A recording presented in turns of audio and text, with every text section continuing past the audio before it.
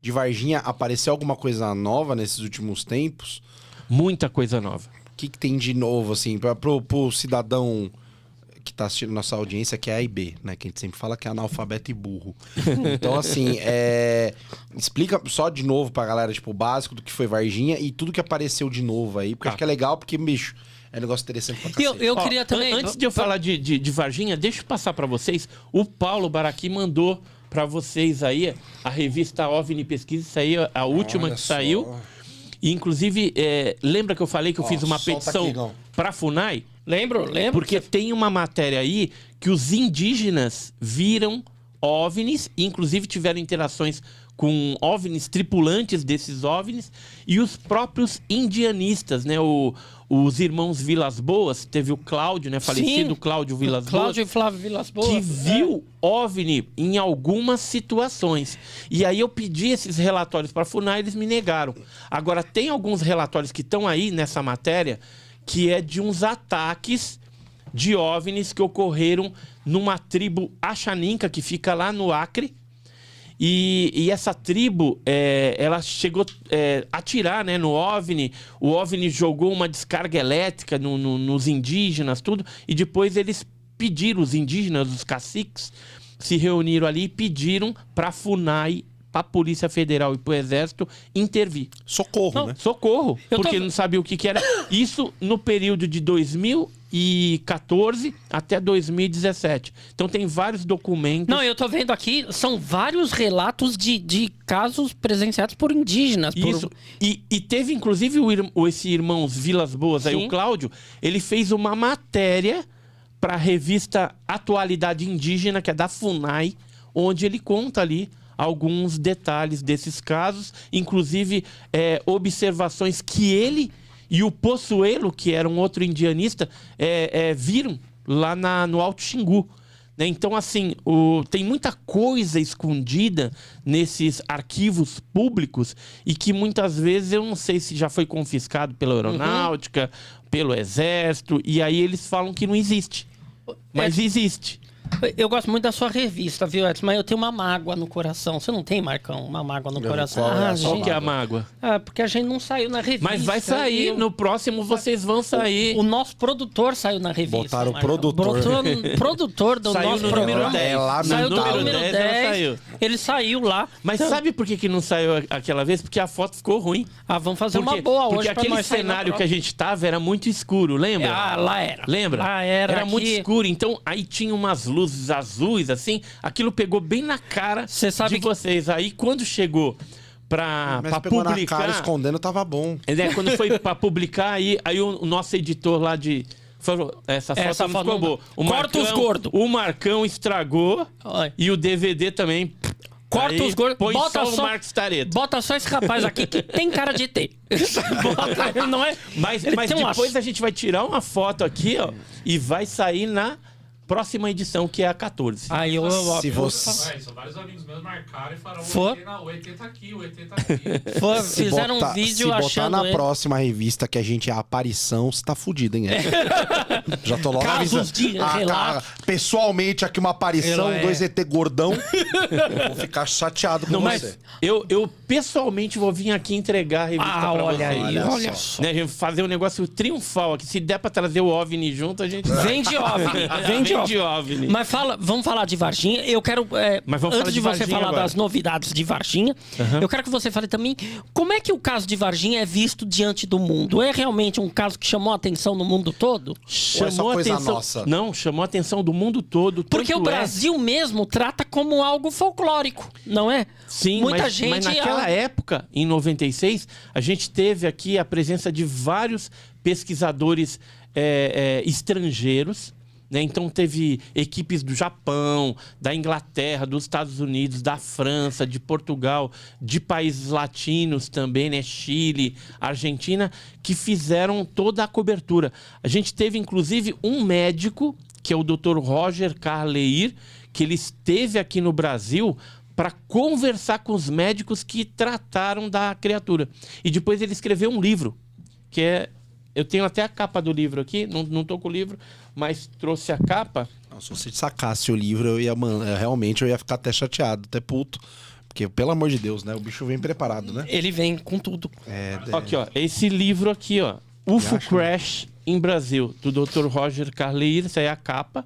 Legal. Né? E assim, Director. só para vocês terem uma ideia da repercussão, olha, isso aqui é uma revista em quadrinhos que fala do caso Varginha francesa. Esse aqui é dos Estados Unidos. Né? Dá pra ver aí, diretor? Dá pra ver um pouquinho? Levanta um pouquinho mais. Eu vou pegar aqui. Esse aqui, por exemplo... a câmera ali. Essa aqui é inglesa, por exemplo, ó. UFO Magazine. Tá, mostra ali, ó. UFO Magazine. Deixa eu pegar esse aqui também. Ó, o livro do Dr. Roger Carleir, né? E outros aqui, né? Que a gente foi guardando. Tem até revista japonesa. Eu acabei saindo até numa revista japonesa, mas essa aqui eu não trouxe. Deixa eu ver o que mais. Então, assim, pro mundo também é um caso... É um caso relevante. Sério, relevante, clássico da ufologia. Um dos principais. E hoje, até hoje, ele é falado em documentários estrangeiros também. Eu, por exemplo, participei de alguns documentários, um francês, um espanhol, um japonês. Eles tiveram lá uma equipe japonesa fazendo uma matéria. Você lembra, né, Margarete, que a gente teve lá, na época, estava o meu cunhado também, o Joseph. E foi bem bacana porque a gente fez a reconstituição de algumas cenas, né, alguns momentos no local mesmo onde aconteceram os fatos lá em Varginha. Mas o que por um caralho, hein? O que tem de novo, né? A gente publicou nessa edição aqui, que é a edição número 11, novas revelações após 25 anos. E por que após 25 anos? Porque aí cai o sigilo de um monte de coisas, as pessoas perdem o medo e têm um pouco mais de coragem para vir a público falar alguma coisa.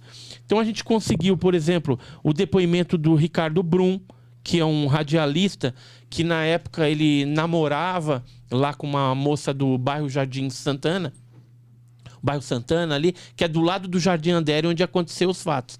E ele contou que viu a movimentação dos militares, inclusive umas luzes lá. E não só isso, alguns militares estão criando coragem, falando alguma coisa a mais do que eles experienciaram. Tem, por exemplo, esse ex-controlador de voo, que é o Marcos Feres. Ele recentemente, foi o ano passado, ele participou de uma live num canal aéreo e ele fez revelações assim que a gente já sabia, mas só corroborou. E quais foram as revelações do Marcos Feres, por exemplo? Ele disse que estava trabalhando na operação, no controle do tráfego aéreo, quando, de repente, ele percebeu que no escopo do radar, uma aeronave da USAF, da Força Aérea Norte-Americana, estava adentrando. Que aeronave era essa? Era um C-17. Não sei se vocês conhecem C-17. Eu tenho uma foto de 96, porque pessoas naquela época estranharam um avião deste porte, que cabe até 77 toneladas um avião que dentro quase, dele. É como se fosse aquele... Não é o Pelicano, é o Hércules, né, brasileiro, mas um Hércules... que é um avião bombado, não é um jato, mas é um cargueirão gigante, né? Isso. E o que aconteceu? Esse avião estava adentrando, né, o escopo do radar, e para uma aeronave militar estrangeira entrar aqui, é necessário um AVOEM. O que é o AVOEM? Uma autorização de voo que é informado 72 horas antes. Porque senão pode ser entendido como uma invasão, né, e até guerra. Né? Porque uma aeronave militar está adentrando o espaço aéreo brasileiro sem autorização. Sem autorização E isso causou uma apreensão muito grande, conta o Marcos Feres, que ele falou, vou ligar para o meu chefe. Antes que ele ligasse, o chefe dele, que nunca vinha na operação dos controladores de tráfego aéreo, entra e fala para o Marcos, falou, Feres, tá entrando um avião aí norte-americano, tal, não tem um avoém, depois a gente vai atrás disso, mas pode deixar seguir o curso de voo normal. E sabe qual que era a rota deste avião? Campinas, que é para onde foram as criaturas, né? As criaturas de Varginha foram para Campinas? Foram para Campinas, ficaram na Unicamp, com o Badan Palhares e o Conradinho Metz. Né? O Badan Palhares, todo mundo conhece. É o principal legista do país, não é? É o do caso PC Farias, né? E o Conradinho Metz é esse cidadão aí. Os dois negam, né? Porque, logicamente, eles foram orientados a negar e falar que não tiveram nenhum tipo de ligação com isso. Mas, falando do avião, o avião foi para Campinas e lá já estava esperando 2 helicópteros da Força Aérea Brasileira para levar esses militares norte-americanos para Varginha. Então, esse era o roteiro. A gente entrevistou também o Pedro da isso quando a gente fez uma revista especial de 25 anos do caso Varginha. E o Pedro da ele esse aqui, ó, é um militar, ex-militar da Força Aérea Brasileira, e ele conta, e inclusive especifica as aeronaves que estavam fazendo a logística, né, de Campinas para Varginha, na época do coisa, e ele cita que as operações foram no dia 20, 21 e 22 de janeiro. Quando que caiu a nave lá e começaram as capturas? A nave caiu de 19 para 20. E as capturas começaram dia 20 de janeiro de 96. E os americanos já estavam no dia 20 chegando, né, em Campinas, né, pousando o C-17 e depois já indo com um helicóptero rapidinho para Varginha. Aí numa articulação com o coronel Olímpio Vanderlei, que era da ESA, da Escola de Sargento das Armas, ali de Três Corações, fica a 15 quilômetros de Varginha. Aí começou a dar as diretrizes, fazer isso, fazer aquilo, tal. E para quem nega tudo isso que aconteceu, para quem nega esse fenômeno que aconteceu, o que eles dizem para justificar a vinda desses americanos para cá? Porque tem provas, tem relatos, tem tudo documentado. Hoje tem 150 testemunhas militares e civis que participaram direta e indiretamente do caso Varginha. Se as meninas naquela época tivessem se rendido à tentativa de suborno, né? Porque veio uns caras de terno e ofereceram grana alta para as meninas. Se elas tivessem feito isso e atendido o pedido deles, em troca do dinheiro, ir numa televisão que eles iriam indicar e falar um discurso que eles também tinham preparado desmentindo o caso, aí o caso Varginha teria morrido. Teria acabado. Na Unicamp, a presença de americanos ali foi algo inusitado e chamou a atenção dos funcionários, do pessoal ali.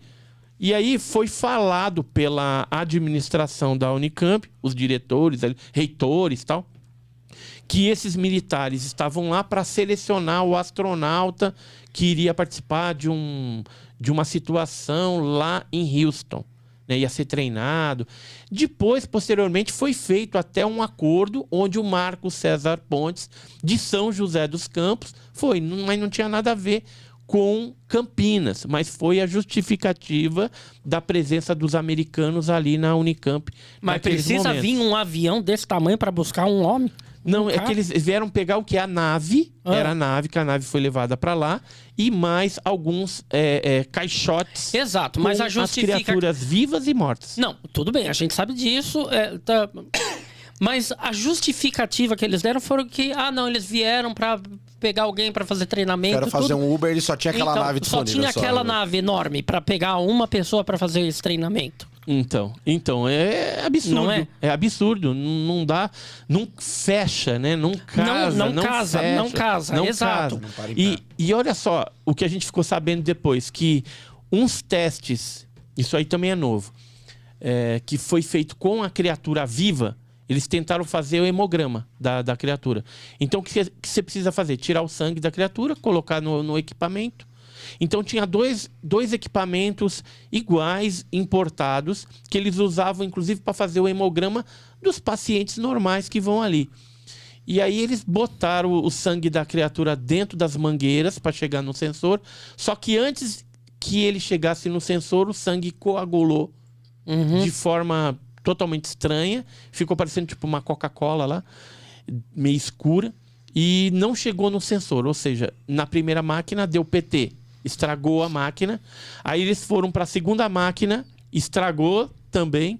E aí ficaram com um problema gigantesco, porque eles tinham que dar vazão ao atendimento normal das pessoas e não tinha mais as duas máquinas que eles tinham ali para fazer esse hemograma, não dava mais. E aí qual foi a solução? Trazer um equipamento de capacidade inferior de um outro setor que tinha lá para colocar e ir atendendo até que viessem duas máquinas novas. E aí os americanos rapidamente se articularam, mandaram importar, né, duas máquinas, porque eram máquinas estrangeiras, americanas também. E quando chegou essas máquinas, eles substituíram a plaquinha de número de série das novas pelas velhas. Pelas antigas, para dizer que não aconteceu nada com as antigas. E encaixotaram aquelas que estavam com o sangue da criatura, tudo. Essas eles levaram para os Estados Unidos. Tá. Junto com outros equipamentos também, que a gente ficou sabendo lá, microscópio, onde mexeram com a criatura, eles encaixotaram todo esse material, levaram embora para tirar qualquer tipo de prova ou evidência da frente e deram um banho de loja no departamento da doutora Fátima, que é onde aconteceu a maioria desses experimentos lá. A criatura ela ficou no IFCH. Tem alguns vigilantes que falavam que durante a noite, enquanto as criaturas permaneceram lá, um objeto luminoso vinha e ficava posicionado em cima do IFCH. Quando chegava a madrugada, já para amanhecer, o objeto ia em direção a uma lagoa que tem na Unicamp e se escondia lá. Aí, na noite subsequente, ela saía de lá e se posicionava. Olha só quanta coisa que aconteceu. Até que os americanos, então, levaram essas criaturas embora. E aí não apareceu mais. Eram quantas criaturas? Duas criaturas na Unicamp, uma viva e uma morta. A morta foi feita a necrópsia pelo Badam Palhares. Ele nega, né? Claro. Nega até hoje, bate o pé e nega. Ô, DVD. Fala, Marcão. Você tá de sacanagem que você não tá inscrito no nosso canal de corte. Não, mas precisa. Ô, cara, você que faz essa merda, você não tá inscrito, pô. Mas por isso mesmo, eu tô lá acompanhando, eu vou ver depois de novo. Pelo amor de Deus, se inscreve nesse negócio agora, curte os vídeos. Tá bom, Marcão. Olha, eu vou ver se você tá no canal oficial também, no Elementar Show, hein? Esse também tem que se inscrever nos dois? Você tá de sacanagem, só pode ser, não aguento mais. Tá bom, Marcão, vou me inscrever, caramba. Vou me inscrever. Ó, vou dar like no último. Desligou, filha da puta.